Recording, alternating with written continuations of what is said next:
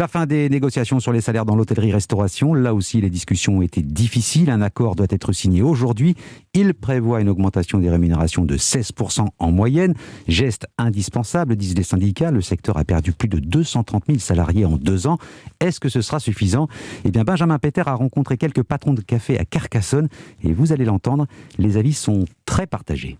C'est la goutte d'eau qui fait déborder le vase. Pour Thierry Degnaud, le représentant de l'UMIH de l'Aude, les entreprises vont avoir du mal à faire face à cette augmentation globale des salaires. Parce que là, on a les PGE, on a l'URSSAF, on a les loyers, donc 16% de mieux, je vois pas comment on va faire, quoi. En plus, je suis pas sûr que ça fasse revenir les salariés dans les entreprises. Mais pour Thomas Brieux de la brasserie aux 4 temps, cette augmentation est finalement une bonne nouvelle. Pour lui, pour fidéliser les salariés, il faut les respecter. Je pense qu'aujourd'hui, on est en train de payer 30 ans de grand n'importe quoi dans notre métier, où les heures ont été abusées, où les salaires étaient très bas et les heures étaient très compliquées. C'est pour ça qu'on a perdu tant de monde, que les écoles hôtelières sont vides. Un peu plus loin chez Félix, Anobry garde le même personnel depuis des années. Pour elle, ce sont les conditions de travail qui doivent être améliorées. S'ils ont des problèmes avec leurs enfants de garde, on s'adapte. Il y en a un qui joue au rugby, on va s'adapter pour lui, pour qu'il puisse faire ses activités en dehors du travail. C'est se respecter les uns les autres. Pour avoir un bon personnel, il faut déjà être des personnes humaines. Et cette question des conditions de travail devrait d'ailleurs être au menu de la prochaine rencontre entre partenaires sociaux fin février. À Carcassonne, Benjamin Peter,